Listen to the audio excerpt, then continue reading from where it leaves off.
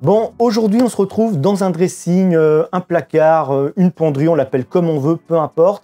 Des vêtements, du mélaminé, une vanne, ça c'est très bien. Ça permet de couper le robinet qui se trouve à l'extérieur, j'allais dire sur la façade, non pas sur la façade, mais sur une fontaine. Vu que ce soit une façade ou une fontaine, mettez toujours une vanne d'arrêt à l'intérieur. Ça permet de couper l'eau pour l'hiver et même de purger parce qu'on a une petite purge. Et si vous partez en vacances, vous fermez et vous êtes peinard.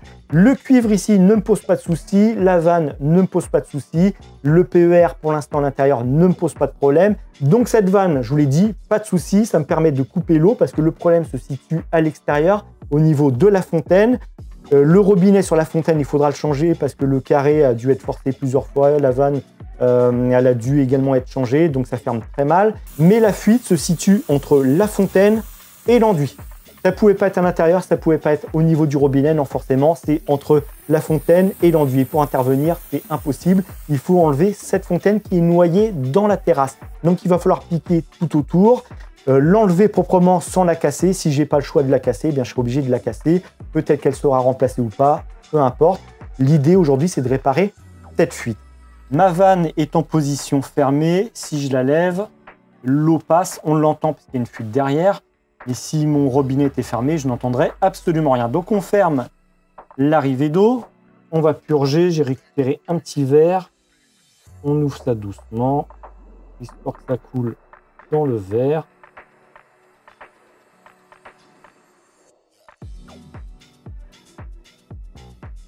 Maintenant on va desserrer l'écrou libre. Hop là. Voilà. Alors, elle est un peu de travers. J'essaierai de la remettre droite si je peux. Mais bon, c'est pas très grave. C'est dans un placard. Et puis au moins, elle a le mérite d'être ici, ce qui me sauve la vie parce que sinon, il faut arrêter l'arrivée d'eau de la maison. Donc lui, on va pouvoir couper tout ça. Comme ça, je vais pouvoir le récupérer de l'autre côté en tirant la fontaine. Donc l'idée, ça va être de tronçonner ici. Normalement ici, mais si je vois que ça se casse bien, je dégage toute cette partie et bien sûr, il faudra refaire du béton. Alors, est-ce que c'est assez profond? Ici, on voit pas grand-chose, mais là, vous voyez, on a quoi? On a, allez, il y a 10 cm, mais ce qu'il y a de la terre qui recouvre encore une petite épaisseur. Et qu'en cassant, on verra tout ça. Donc, j'ai sorti les petits joujoux. Je vais essayer d'aspirer en même temps et voir ce qu'il y a là-dessous.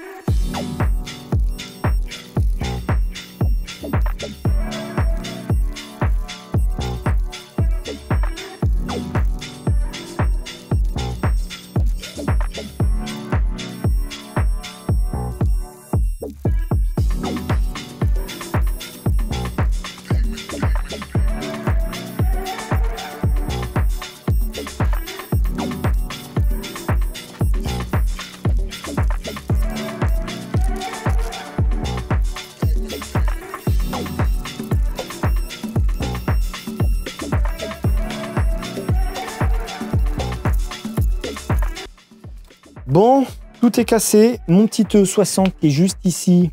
Alors lui, il casse tout, mais il n'évacue absolument rien. C'est dommage. Il faudrait nous faire un burineur qui évacue les gravats. On sait comment ça s'appelle. Ça s'appelle un apprenti, bien sûr. Alors le petit regard qui va bien, qui est posé directement dans le sol, un peu de béton, histoire de dire qu'il y a du béton. L'évacuation, bah oui, forcément, il faut bien que l'eau s'évacue au niveau de la fontaine. Donc ça, c'est repris sur la gouttière. Ça, c'est très bien. Donc tout ça, il faut péter, il faut tout refaire. Alors moi, ce que je vais suggérer, c'est de casser tout le long, parce que là, j'ai déjà cassé au moins la moitié. Et puis, on aura une différence de niveau de toute façon, parce que là, on n'est pas de niveau. Là, si je me mets de niveau par rapport à là, je ne serai pas de niveau par rapport à là. Ça va être désolidarisé de cette partie. Vous voyez ce que je veux dire? Ça va bouger. Donc, il faut tout refaire tout le long. Et quitte à tout refaire, autant ne pas remettre de fontaine. Alors, vous allez me dire, bah, comment on fait avec cette petite beauté d'enduit? Eh bien, l'enduit, il suffit de poser du travertin devant, de mettre une plaque, peu importe. On peut trouver une solution pour cacher ça. Et mettre le robinet sur la façade. Parce que la fontaine, de toute façon, c'est une source à problème. Si elle rebouge dans le temps, c'est sûr que ça va pisser. Je vous montre la qualité du sertissage. D'où vient le problème? Eh bien, il vient de là. Regardez-moi ça. On peut le tourner à la main. C'est pas beau, ça? Il y a des gens qui s'appliquent quand même dans leur boulot parce que ça aurait pu pisser avant, mais non. Ils ont essayé de faire quelque chose qui tienne un peu dans le temps. Bref. Il n'y a plus qu'à tout évacuer. Et puis, je vous l'ai dit, il faut que je casse tout le long. Enfin, moi, c'est ce que je ferai. Pour ensuite refaire du béton, quelque chose de propre. Et pour la façade, l'habiller et mettre le robinet sur la façade.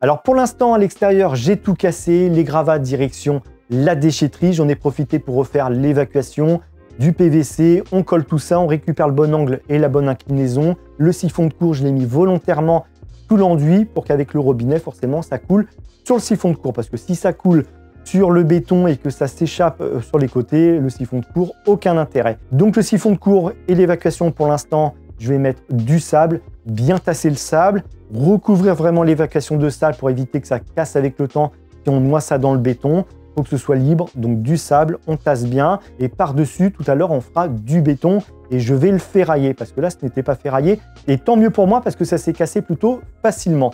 Mais il y avait quand même une bonne épaisseur de béton. Alors pour l'instant, on va s'intéresser au robinet et le robinet, il va bien falloir le remettre sur la façade et j'ai plusieurs solutions mais qui n'ont pas été retenues. Première solution, c'était du travertin ou de l'ardoise, l'incorporer directement dans l'enduit. Donc on tronçonne sur les côtés, on fait sauter la couche d'enduit, voire de ciment s'il y en a derrière et on incorpore des plaques de travertin ou d'ardoise. Donc ça n'a pas été retenu. Il y avait de la mosaïque en ardoise également. Il y avait de la mosaïque en travertin, du carrelage imitation bois, pareil, incorporé dans l'enduit pour que ça fasse comme une planche de bois avec le robinet, ça n'a pas été retenu.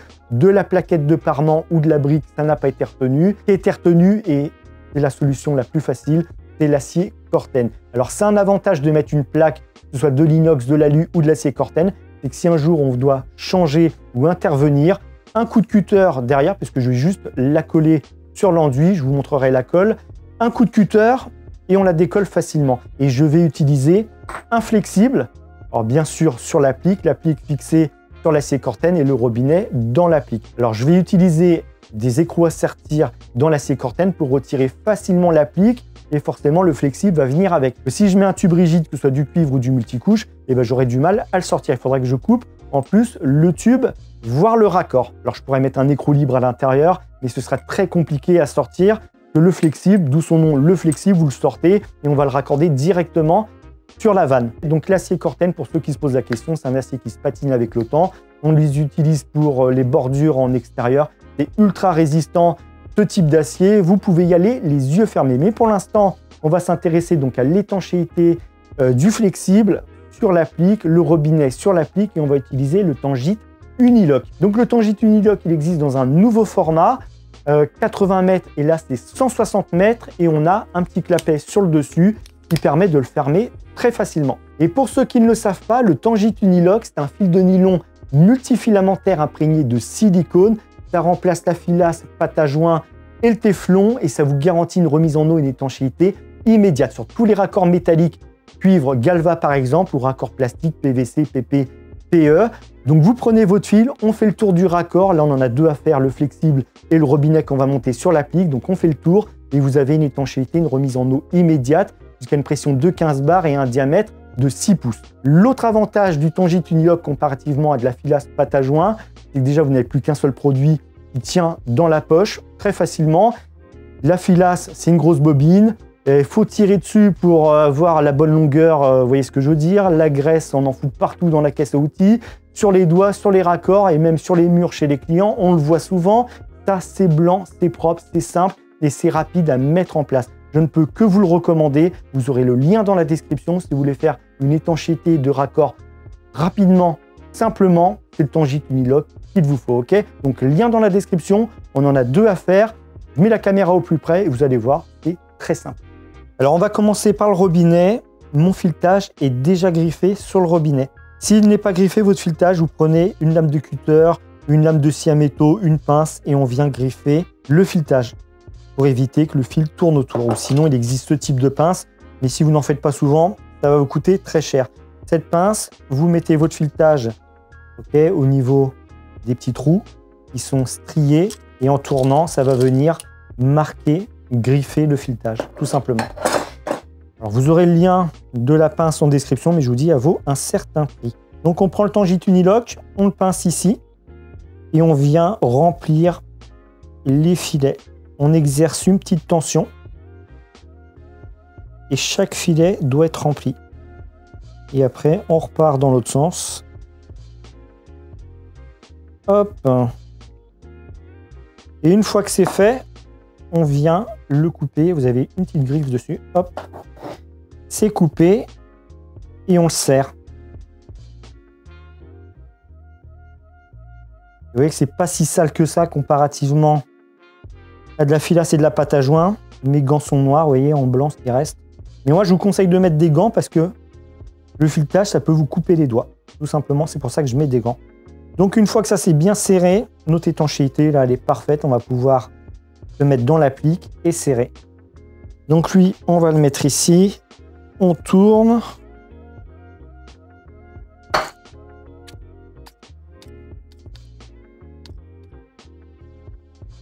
Alors, je vais essayer de me mettre comme ceci pour que les deux trous soient là, un là. On n'est pas trop mal. On peut refaire un petit tour, je pense.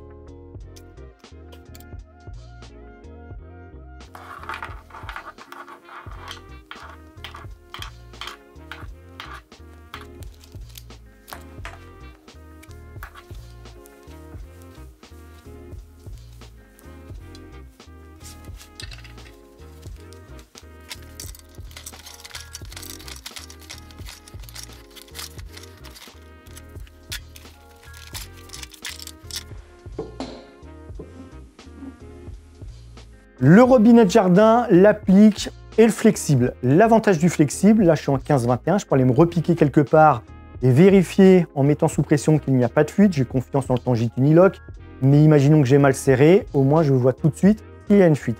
Que ce soit du cuivre, du PER ou du multicouche, achetez toujours un ou deux raccords à compression qui vous resserviront quoi qu'il arrive et vous faites vos tests.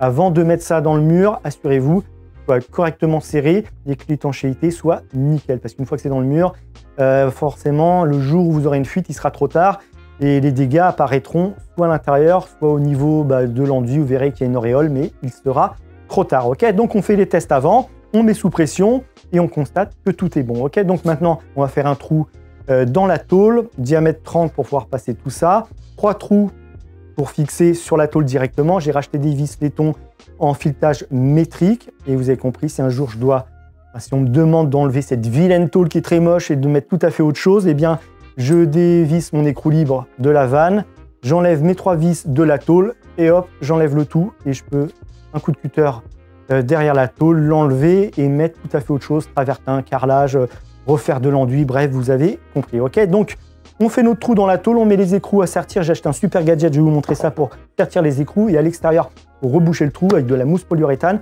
Je vous montre ça tout à l'heure, mais pour l'instant, on fait des trous dans la tôle.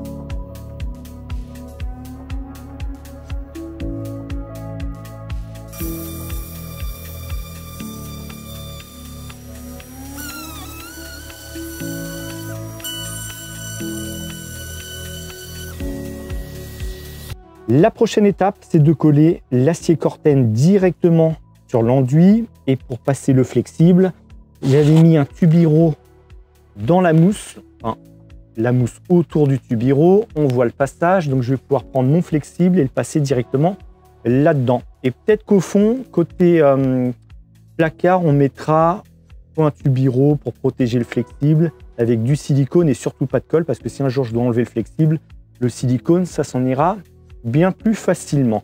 Donc la plus grosse partie, je l'ai rebouchée avec la mousse énergie et en dessous, vu qu'il y avait moins d'épaisseur, de la mousse de construction. Donc Rupson, mousse énergie, mousse de construction, le nettoyant. Ensuite, forcément, j'ai repris la canule pour la mousse de construction. Et j'ai poncé le tout et le résultat est nickel. Et là, je vous l'ai dit, il y a moins d'épaisseur. Donc si je mets de la mousse expansive, eh bien, ça risquait de couler. Donc la mousse de construction, ça fait une petite épaisseur et on ponce le tout et c'est nickel. Ok, donc mon passage pour le flexible et on va coller bien sûr la plaque avec la Rupson FT101 ton pierre, puisque je suis sur un ton pierre. Et ça a un super effet ventouse. Alors j'ai tout délimité. Le scotch qui tient sur la façade, c'est lui. Vous aurez tous les liens de tous les produits dans la description. Et voilà ce que ça donne. Donc j'applique la colle directement sur l'enduit et ensuite on prend la plaque, on passe le flexible et ça va tenir tout seul.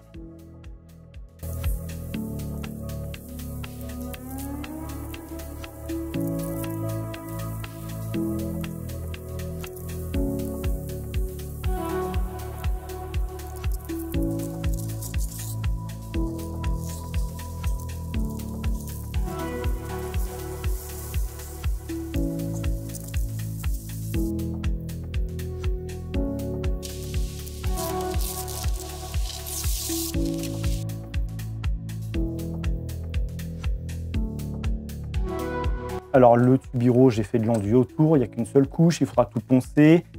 Remettre une deuxième couche d'enduit, peinture, etc. La déco pour l'instant, on s'en fout. Et bien sûr, faire un joint silicone ou acrylique. Je pense que je vais le faire en acrylique dans le tubiro pour pas qu'il y ait de l'air qui sorte. Alors je ne sens pas grand chose en air, mais il y en a forcément, histoire de faire une étanchéité à l'air. Alors on est légèrement de travers, parce que je pense que la cloison derrière le mélaminé gêne, et c'est pour ça qu'on est de travers. Ils ont certainement dû se baser sur l'arrivée d'eau en fonction, bien sûr, de la cloison. Et il fallait partir de travers. Pourquoi on n'est pas au droit? Alors ça, c'est une bonne question parce qu'on a quoi? On doit avoir 5-6 cm de décalage. Mais bon, c'est comme ça. Donc, j'ai remplacé le tube en cuivre. On met un raccord à sertir écrou libre et une nouvelle vanne avec bien sûr une purge. On va se mettre comme ceci pour l'instant. Je peux la bouger. On sertira ça en dernier. Et lui, ça va venir là-dessus. Alors, on ne met pas de joint parce qu'il y en a déjà un, bien sûr.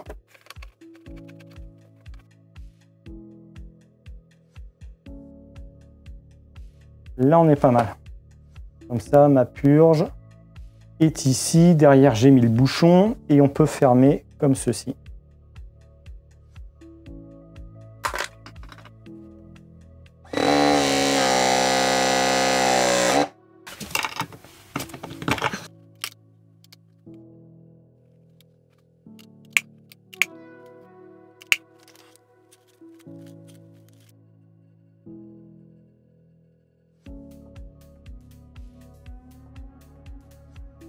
Donc là, l'idée, c'était de faire une étanchéité à l'air. Je ne sens absolument rien. Vous mettez du silicone, du mastic acrylique. On dessert. Si j'ai besoin de l'enlever, ça va venir tout seul. Si vous mettez de la colle polymère, par contre, ça risque d'accrocher sur le tubiro et pour l'enlever, ça va être compliqué. Même sur le flexible, il va falloir gratter, ok? Donc on va remettre en eau et puis on file à l'extérieur voir notre petit robinet.